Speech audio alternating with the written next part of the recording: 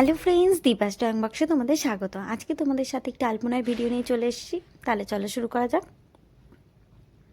প্রথমে কতগুলো গোল করে নিয়েছি, সব থেকে ছোটো গোল, তার উপর আরেকটা, তার উপর আরেকটা, তার উপরে আরেকটা, তার মধ্যে আর একটা করে ডবল লেয়ার করেছি।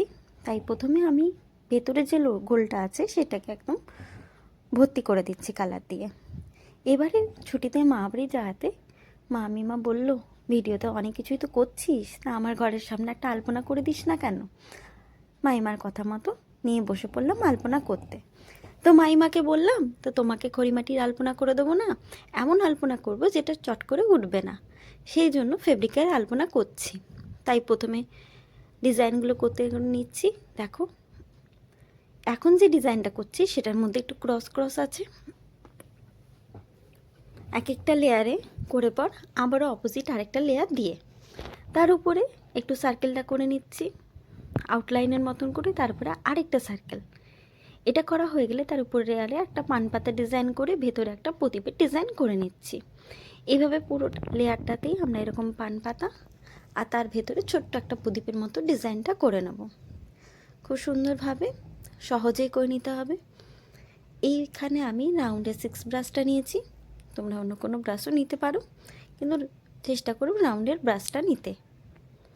এবার যে প্রদীপের মতো ডিজাইনটা করেছিলাম সেটার মধ্যে হালকা করে একটা লেয়ার দিয়ে দিচ্ছি, হালকা, বেশি বড় না আর বেশি মোটাও না। তার উপরে সার্কেলটা করে নিয়ে এবারে যে পান পাতা দুটোর মিডিলে ফাঁকা জায়গাটা ছিল সেখানটাতে আমি একটা ভি শেপের ডিজাইনটা করে পর সেখানটাতে ফুল করে দিচ্ছি। এরকম ভর্তি আলপনা দেখতে খুব সুন্দর লাগে। এবারে তার উপরে লেয়ারটাতে আবারও সার্কেলটাতে আউটলাইন দিয়ে পর এস করে পর এবারে আরেকটা ডিজাইন শুরু করছি।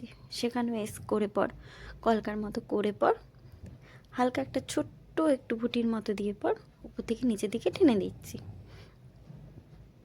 যেটাতে পুরোটা ভর্তি হয়ে যাবে।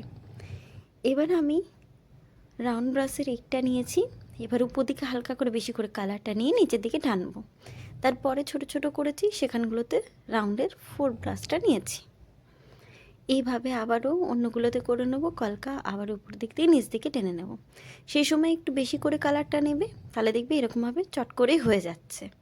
যদি কম কালারটা নেওয়া হয় তাহলে দেখবে ঠিক করে আসে না। একটু বেশি করে কালারটা নিলেই দেখবে খুব সুন্দরভাবে হয়ে যাবে। এভাবে করে পর আস্তে আস্তে পরেরগুলো করে নেবো আমরা।